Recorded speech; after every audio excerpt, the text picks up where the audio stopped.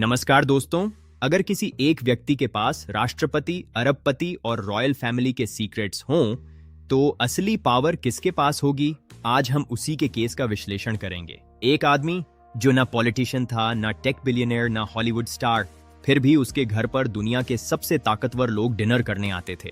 US presidents, royal family के members, silicon valley के billionaires, top scientists, wall street के tycoons. और फिर उसी आदमी की मौत हो जाती है फेडरल जेल के अंदर। Official statement suicide, public reaction we don't believe it. लेकिन असली सवाल मौत नहीं है, असली सवाल है जेफरी एप्स्टीन आखिर था कौन, और उसके पास ऐसा क्या था जिसकी वजह से पूरी दुनिया आज भी अनईजी है।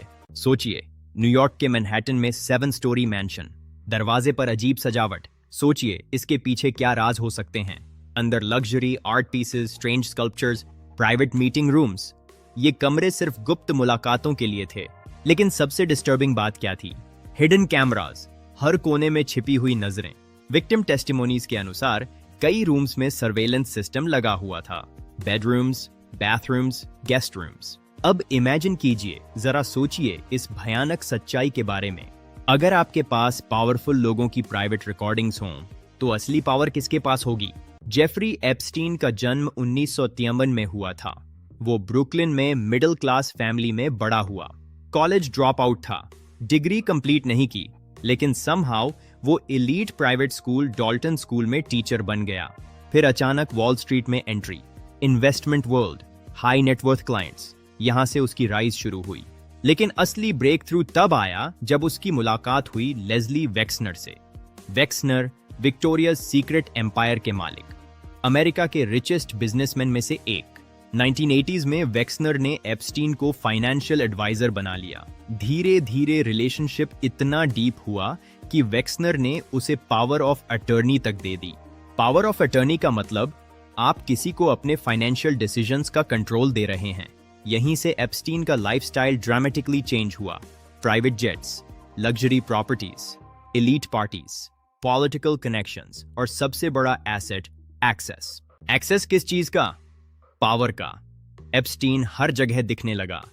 एलीट सर्कल्स में उसकी पैठ गहरी हो रही थी। Harvard events, scientific conferences, political fundraisers, exclusive dinners, हर बड़े आयोजन में उसकी मौजूदगी रहती थी। वो खुद को फिलैंथ्रोपिस्ट, साइंस सपोर्टर और ग्लोबल कनेक्टर की तरह प्रेजेंट करता था। ये उसकी पावर का जरिया था। लेकिन 2005 में पहली बार क्रैक्स दिखाई देने लगे। फ्लोरिडा में एक 14-ईयर-ओल्ड लड़की के पेरेंट्स ने पुलिस कंप्लेंट दर्ज कराई। इन्वेस्टिगेशन शुरू हुई। एक के बाद एक कई विक्टिम्स सामने आईं और उसकी काली दुनिया के राज खुलने लगे। 2008 में एप्स्टीन ने प्ली डील की। सेक्स सोलिसिटेशन चार्जेस में गिल्टी प्ली दिया। उसे 13 महीने की जेल हुई। लेकिन जेल भी अनयूजुअल थी।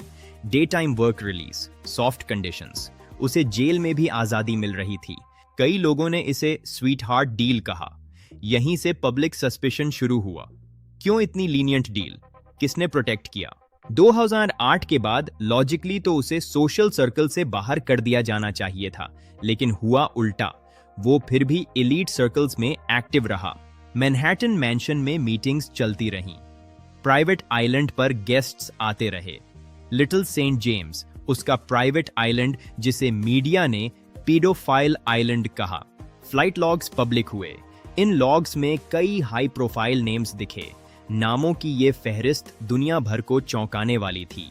Bill Clinton, Donald Trump, Prince Andrew, Bill Gates. दुनिया के सबसे ताकतवर लोग इस लिस्ट में शामिल थे। इंपॉर्टेंट क्लैरिफिकेशन, लॉग्स में नाम होना क्राइम प्रूव नहीं करता, लेकिन पैटर्न डिस्टर्ब करता है। क्यों इतने पावरफुल लोग एक कन्विक्टेड सेक्स ऑफेंडर के इतने क्लोज थे? अब प्रिंस एंड्रू की बात करते हैं। वर्जीनिया जुफ्रे नाम की विक्टिम ने आरोप लगाया कि 17 साल की उम्र में उन्हें प्रिंस एंड्रू के साथ सेक्सुअल एनकाउंटर के लिए फोर्स किया गया। प्रिंस एंड्रू ने आरोप डिनाई किए, लेकिन एक फोटो वायरल हुई जिसमें वो वर्जीनिया के साथ दिख रहे थे। पब्लिक प्रेशर बढ़ा। बीबीसी इंटरव्यू में प्रिंस एंड्रू का रिस्पॉन्स ऑकवर्ड माना गया। 2022 में सिविल सेटलमेंट हुआ। रॉयल ड्यूटीज प्रैक्टिकली खत्म। Royal image damaged. शाही परिवार के लिए ये एक बड़ा धक्का था। बिल गेट्स, रिपोर्ट्स के अनुसार 2011 के बाद गेट्स और एप्स्टीन की मल्टीपल मीटिंग्स हुई। न्यूयॉर्क टाइम्स ने रिपोर्ट किया कि कुछ मीटिंग्स मैनहट्टन मैंशन में हुई। गेट्स ने कहा कि मीटिंग्स फिलैंथ्रोपिक पर्पसेस के लिए थीं। उन्होंने एप्स्टीन के क्राइम्स की निंदा की, लेकिन सवाल फिर वही, 2008 कन्विक्शन के बाद भी कनेक्शन क्यों? डोनाल्ड ट्रंप, 90s की कई फोटोज पब्लिक डोमेन में हैं। पाम बीच पार्टीज, सोशल इवेंट्स।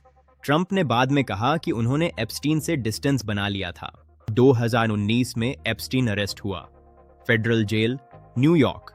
कुछ हफ्तों बाद dead. Official cause suicide bye hanging.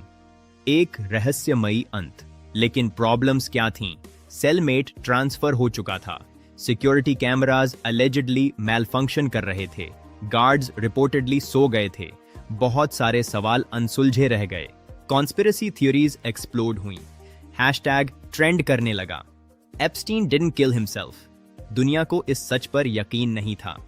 Epstein के साथ उसके राज भी चले गए, या फिर ये तो बस शुरुआत है? इस केस के अनसुलझे पहलू आज भी दुनिया को परेशान कर रहे हैं। सच आखिर क्या है? लेकिन स्टोरी यहीं खत्म नहीं होती। गिस्लैन मैक्सवेल, ब्रिटिश सोशलाइट, एप्स्टीन की close associate. Accusation, victims recruit करने में रोल। 2021 में ट्रायल हुआ, कन्विक्टेड, 20 साल की सजा। न्याय की दिशा में ये एक बड़ा कदम था। अब सवाल, इतने बड़े ग्लोबल नेटवर्क में सिर्फ एक कन्विक्शन, क्या बाकी सब इनोसेंट थे, या एविडेंस कभी सरफेस तक नहीं आया? अब थोड़ा स्ट्रक्चर समझते हैं। एप्स्टीन की पावर 3 पिलर्स पर खड़ी थी। First, access. Second, money. Third, information. Access उसने बिल्ड किया एलीट नेटवर्किंग से। मनी अलेजिडली मैनेज करता था अल्ट्रा रिच क्लाइंट्स के लिए। उसका प्रभाव हर तरफ फैल चुका था। लेकिन इंफॉर्मेशन, यही सबसे मिस्टीरियस पार्ट है। हिडन कैमरास की allegations, locked safes, labelled media files. वो बहुत कुछ छुपा रहा था। अगर उसके पास कॉम्प्रोमाइजिंग मटेरियल था, तो वो सिर्फ बिजनेसमैन नहीं था, वो गेटकीपर था। कई इन्वेस्टिगेटिव जर्नलिस्ट्स ने सजेस्ट किया कि एप्स्टीन खुद को फिक्सर की तरह प्रेजेंट करता था। आपको पॉलिटिकल एक्सेस चाहिए, साइंटिफिक फंडिंग चाहिए, व्हाइट हाउस कनेक्शन चाहिए, ही न्यू समवन। वो हर ताले की चाबी रखता था। लेकिन क्या वो सिर्फ कनेक्टर था, या कलेक्टर भी? Collector of secrets. उसकी फाइलों में कई राज दफन थे। एप्स्टीन का प्राइवेट जेट मीडिया में लोलिटा एक्सप्रेस कहलाया। Flight logs public court documents का हिस्सा बने, लेकिन लॉग्स में नाम होना ऑटोमेटिक रॉन्ग डूइंग नहीं है। फिर भी पब्लिक इमेजिनेशन में नैरेटिव बन चुका था। Powerful man, private island, young victims, perfect storm. 2019 arrest के बाद उम्मीद थी कि कोर्ट ट्रायल में सब कुछ सामने आएगा। न्याय की एक नई किरण जगी थी। लेकिन ट्रायल शुरू होने से पहले ही मौत, इस संदिग्ध मौत ने दुनिया भर में सवालों का बवंडर खड़िद्धा कर दिया। अब इमेजिन कीजिए, अगर ट्रायल होता, अगर क्रॉस एग्जामिनेशन होता, अगर सील्ड डॉक्यूमेंट्स खुलते, तो कितने नाम सामने आते। यही सस्पेंस आज तक अलाइव है। कुछ लोग मानते हैं कि एप्स्टीन अकेला प्रेडेटर था। कुछ लोग मानते हैं कि वो इंटेलिजेंस एसेट था। कुछ लोग मानते हैं कि वो ब्लैकमेल ऑपरेशन चला रहा था। एविडेंस पब्लिक डोमेन में लिमिटेड है, लेकिन कॉइंसिडेंसेस बहुत हैं। 2008 lenient plea deal, elite friendships post conviction, sudden death before trial. Media coverage भी डिवाइडेड रहा।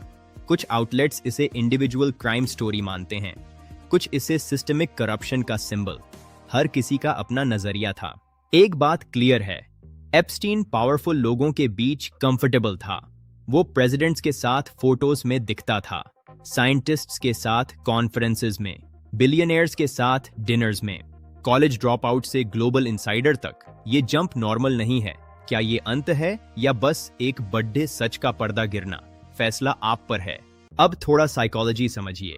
एप्स्टीन खुद को इंटेलेक्चुअल दिखाता था। Science funding, academic donations, elite universities में एक्सेस। जब आप खुद को नॉलेज पेट्रन की तरह प्रेजेंट करते हैं, तो डोर्स खुलते हैं, और जब डोर्स खुलते हैं, तो प्राइवेट कॉन्वर्सेशंस होती हैं। Private conversations, leverage.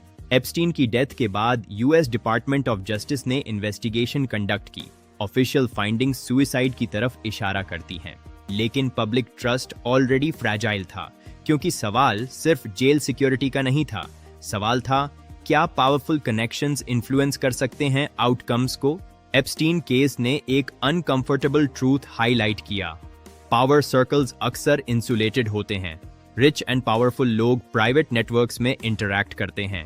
Transparency limited होती है, अकाउंटेबिलिटी कॉम्प्लिकेटेड होती है, और जब स्कैंडल आता है डैमेज कंट्रोल शुरू होता। गिज़लेन मैक्सवेल की कन्विक्शन से विक्टिम्स को कुछ क्लोजर मिला, लेकिन क्लोजर कंप्लीट नहीं है, क्योंकि विक्टिम्स का कहना है कि नेटवर्क बड़ा था, नाम ज्यादा थे, लेकिन चार्जेस लिमिटेड रहे। सच अब भी कहीं गहरा दफन है। अब आखिरी सवाल आपसे, अगर किसी के पास दुनिया के सबसे पावरफुल लोगों के सीक्रेट्स हों, तो असली रूलर कौन है? वो जो ऑफिस में बैठा है या वो जिसके पास फाइल रखी है? सत्ता के गलियारों में असली ताकत कहां छिपी है?